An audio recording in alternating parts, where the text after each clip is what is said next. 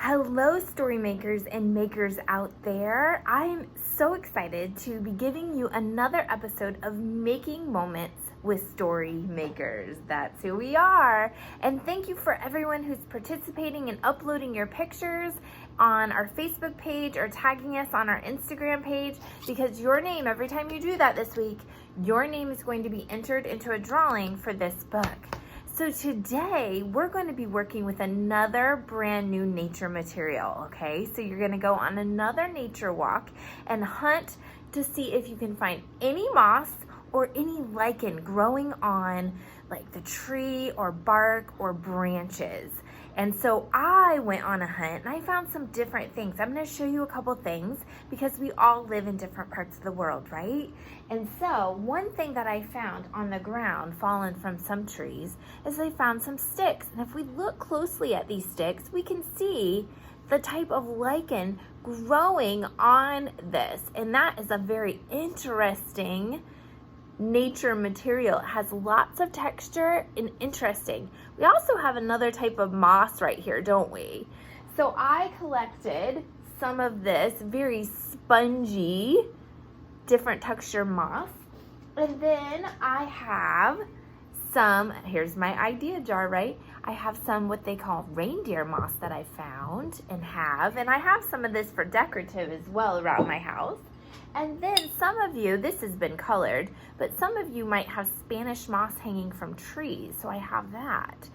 So the question, the maker challenge today that we're going to really investigate and apply our tinkering strategies is that we're going to think about what details to your character's appearance can you imagine making with these nature materials. So I needed some little help of like, what could get me going and what could get my, what I could start imagining, right? So I found one book. It was very funny. It's called Bedhead. And in this book, sometimes what authors like to do is they like to add details about the character's appearance. And one thing I saw right here is it said the bleary-eyed Oliver got out of bed. Look at him. Bleary-eyed. So he's very sleepy, he's yawning, and so that gave me a good idea about what it might mean to describe the character's appearance. Then on this page, look at his hair. It talked about how his hair was way out of control, that it was going this way and that way. And I'm like, that's another great and funny detail about how I can describe a character's appearance. Now, then I found a really cool book that I like to use for collage, The Perfect Purple Feather by Henrik Piven. And he likes to use a lot of different materials like we do to make his characters. But this character on this page was saying something about that his quills, the porcupine, was as sharp as a knife. That's a good description, right? And then later on, that same purple feather became a tail, a waggedy tail. So that is really some different descriptions of a character's appearance, no matter if it's an animal, a creature, or a person, right? So I think we can do the same things with our playing and making today.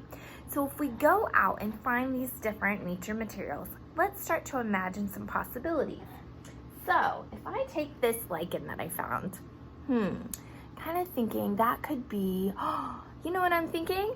If I started to make a character and I laid this on top, maybe it could describe like wrinkly skin, like an older person, or maybe an elephant, how they have wrinkly skin. Could be, right? Oh, look at this. If I put this on top of something, maybe I want to put it on top of the pine cones I was working with earlier to try to find a bigger head or something and wanted to make a character. I've got some crazy hair there, don't I?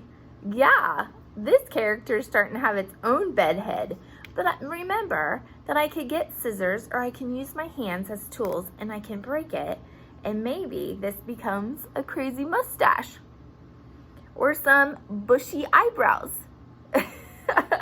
Isn't that fun?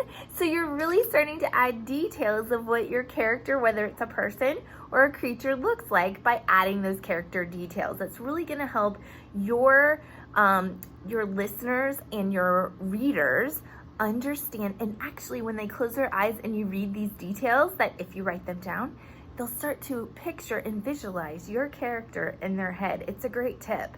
So keep on playing and making. I am going to work with all these different types of moss and really start to really add some details about some characters or appearance. I challenge you to do the same thing today. So remember, when you're working with all this moss, I want you to think, what details can you imagine making about your character's appearance, all right? And make sure to upload your picture or tag us on our Instagram page. And I can't wait to see what you're imagining and using all your STEAM skills to play and make today. See you next time. Bye.